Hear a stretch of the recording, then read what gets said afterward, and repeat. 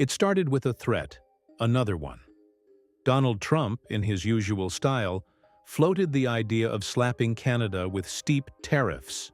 Again. Only this time Canada didn't just fume or write strongly worded statements. British Columbia stood up, walked to the front lines and said, "Fine, we will hit back, but not with words." They are going for Alaska's throat.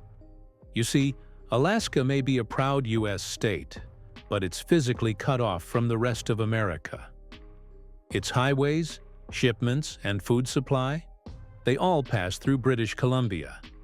And Premier David Eby just announced a move that would weaponize that geography. Tolls on every commercial truck heading to Alaska. It's unprecedented. It's aggressive, and it may be perfectly legal. But what's really going on here? Why now?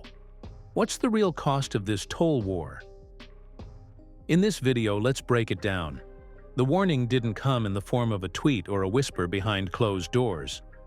It came from the podium of the Legislative Assembly in Victoria, where Premier David Eby stood, flanked by stone-faced ministers, and declared that the days of Canadian patience were over. In response to Donald Trump's latest tariff threats against Canadian goods, British Columbia would no longer just protest. It would retaliate. His weapon of choice? Geography. Eby confirmed that new legislation will grant British Columbia the power to impose tolls on all commercial traffic headed to Alaska via its highways. On the surface, it's a policy move. In practice, it's a chokehold. The roads to Alaska, particularly the famed Alaska Highway, don't pass through neutral territory. They run straight through British Columbia's mountainous spine. And now that spine is stiffening. But Eby's retaliation plan doesn't stop at the border. He announced a sweeping economic shift within the province.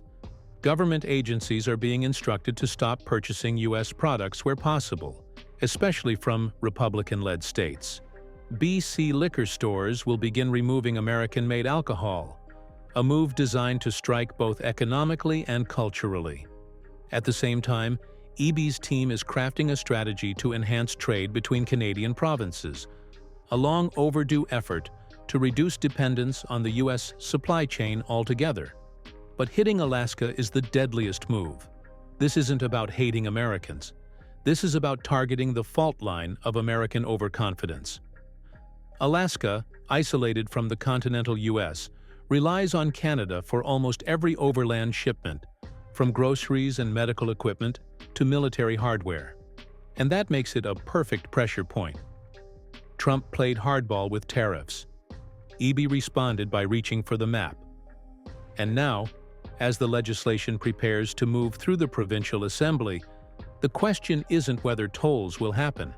The question is how fast, how deep, and how disruptive they will be for Alaska, a state suddenly caught in the middle of a trade war it never asked for. You should know that Alaska has always been an outlier, vast, resource-rich, and remote. But that remoteness has a price. The state is tethered to the lower 48 by a fragile logistical thread, a thread that runs through British Columbia.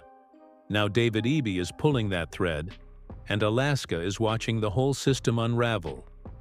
Alaska's economic survival depends on efficient cross-border trucking. While over 90% of its freight arrives by sea, it's the trucks that deliver the things that can't wait, like perishable food, urgent medical supplies, and high-value components for the oil and energy industries. And those trucks all pass through British Columbia. State Senator Robert Myers, himself a long-haul trucker, didn't sugarcoat the consequences. Tolls on Alaska-bound cargo will strike where it hurts most, from fresh produce, fuel, and pharmaceuticals. Essentials. In a state where winter can bring sub-zero isolation, delays don't mean inconvenience, they mean danger. Then there's the treaty, the 1977 agreement between the U.S. and Canada that prohibits tolls on the Alaska Highway. But here's the catch. That agreement only covers existing infrastructure. Eby could potentially route tolls through way stations, rest stops, or new highway expansions not covered by the original text. And even if the U.S. challenges it legally, the wheels of international arbitration turn slowly, far too slowly to help the families stocking up before winter. For rural Alaskans living in places like Tok, Haines, or Skagway, this is more than a political headache. It's existential. Fuel costs are already among the highest in North America. Add thousands of dollars in toll surcharges per shipment, and prices for basic goods could soar. Trucking firms may abandon remote routes altogether. Supply chains could fracture. And while the Biden administration might urge calm, it was Trump's chaotic tariff threats that set the fire. EB's tolls are the smoke. As we shift to Washington's response, the tension only escalates, because the trade war isn't just economic anymore. It's personal, and the man making it so is Donald Trump himself. Before we continue further, tell us, are you enjoying the video? If yes, please like and share the video, and subscribe to our channel to watch more videos on the latest news stories on geopolitics, economics, and current affairs impacting your lives. What began as an economic skirmish has now transformed into a full-blown personality clash between Donald Trump and Premier David Eby. It's no longer just about steel, lumber, or produce. It's about power, ego, and retaliation. Trump's history of trade threats against Canada is long and erratic. In two separate outbursts, he threatened to impose a 25% tariff on Canadian and Mexican imports. Both times he backtracked, but not before destabilizing the markets and souring trust. The unpredictability has worn thin. Canada's federal government is hitting back with tariffs of its own, and provincial leaders like Eby are no longer content to play defense. Trump, unsurprisingly, is raging. He has called the toll plans illegal and a disgrace, and he is reportedly instructing aides to explore legal options to freeze infrastructure funding for cross-border projects. He is also mulling a review of treaties that guarantee cross-border road access, a move that could plunge U.S.-Canada relations into uncharted legal territory. But Trump isn't the only one flexing. Yukon Premier Ranj Pillai joined the fray by pulling American liquor off shelves and proposing tolls of his own on Alaska-bound roads. Rumors are swirling that the Arctic Winter Games may ban American athletes, and even Trump Jr., a known trophy hunter in Yukon, could face an entry ban. What's unfolding is more than trade brinkmanship. It's a regional Cold War dressed in red, white, and maple leaf. It's governors versus premiers, provinces versus politics. And caught in the crossfire are border communities, from Whitehorse to Anchorage, where families are just trying to get their groceries and gas on time. Trump's administration is gambling that Canada will back down under pressure. But British Columbia and Yukon aren't blinking. Instead, they are escalating calmly, strategically, and with local support. And as this standoff deepens, it's not just about trucks and tolls anymore. It's about two visions for North American power. One driven by impulse, the other is driven by precision. Now, as British Columbia's toll proposal barrels forward, the question is no longer if there will be disruption. It's how bad and how fast. Alaska sits like an outpost at the end of a fraying rope. With no direct highway connecting it to the continental United States, every road shipment must pass through British Columbia and the Yukon. Cut that route and the lifeline snaps. For urban centers like Anchorage, that might mean higher prices and shipping delays. But for smaller towns, the ones at the edge of the map, it means isolation. Take Hyder, Alaska. With no road link to the rest of its own country, Hyder relies entirely on access from Stewart, BC groceries, fuel, medical evacuations. All of it runs through Canadian territory.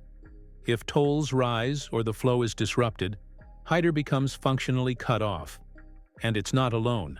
Skagway, Haines, and Tok all rely on steady Canadian passage for their economy, their supplies, and even their survival. But this crisis isn't just terrestrial. Alaska's economic model leans heavily on tourism, particularly via the cruise industry. And under U.S. maritime law, cruise ships sailing from one American port to another must make a stop in a foreign port. That foreign port? Almost always in British Columbia. If Victoria decides to flex harder, raising docking fees, slowing inspections, or outright denying port calls, Alaska's $2.5 billion cruise tourism economy could collapse in a single season. And then there's the sky. Airlines flying from Seattle to Anchorage, from Denver to Fairbanks, from anywhere in the lower 48 to Alaska, depend on Canadian airspace. Overflight rights, normally a bureaucratic formality, could become a new front in this conflict. A delay of even an hour in flight time could translate to millions in losses and make basic travel prohibitively expensive for Alaskans. Worse, cargo flights, critical for delivering medicines and perishable goods, would be forced onto longer, riskier routes over the Arctic or Pacific. You see, what began as a toll proposal has now cracked open Alaska's terrifying vulnerability. It exists economically and logistically only because of a delicate, unwritten trust between neighbors. And Trump's aggression has shaken that trust. British Columbia isn't just imposing tolls, it's proving a point. And the ripple effects don't stop at the US-Canada border. Because if this conflict keeps escalating, it could change how the entire world thinks about trade and territory. British Columbia's counterstrike is more than regional muscle flexing. It might be the canary in the coal mine for North American trade itself. For decades, the US, Canada, and Mexico have operated under the illusion of unbreakable interdependence, three partners bound by treaties, open markets, and shared geography. But as British Columbia turns highways into bargaining chips, that illusion is starting to crack. And the precedent is chilling. If Canada can use its land access to disrupt the economy of a US state, what's stopping Mexico from doing the same to Texas or Arizona? What happens when Panama begins tolling US-bound ships in retaliation for diplomatic slights? Or when island nations start charging overflight fees as payback for climate inaction? Trump's transactional politics, rooted in America First, have opened the floodgates. And for many of America's neighbors, this is their moment to redefine the terms of cooperation. This new era isn't defined by tariffs alone. It's defined by control of passage, by mastery over choke points. It's less about goods and more about corridors, less about sanctions and more about geography. In other words, soft power is getting harder. Premier Eby's plan to toll the Alaska Highway may appear symbolic, but it strikes directly at the heart of American exceptionalism, the belief that no one can touch you because of who you are. And it signals something larger, that geography, once America's hidden strength, can also become its Achilles heel. The 1977 treaty banning tolls on the Alaska Highway is now hanging in the balance. Legal scholars are already lining up on both sides of the issue, but litigation takes years. In the meantime, tolls could go live, prices could rise, relations could fray, and trust, the most valuable currency in diplomacy, could disappear altogether. The result? A new North America, not bound by unity but scarred by friction. Which brings us to the final chilling realization. Alaska may be just the beginning. Do you think Canada should charge the United States a toll tax to ensure Trump feels the pain? Isn't it true that America is more dependent on Canada because of oil, gas, and even access to its own states? In the comment section below, share your thoughts on how America will be choked if Canada uses all the leverage it has. Do you want to watch more videos like this one? If yes, subscribe to our channel and press the bell icon next to it. We bring the latest news stories on geopolitics, economics, changing world order, and current affairs. Things you need to stay informed. Thanks for watching, and until the next video, stay tuned.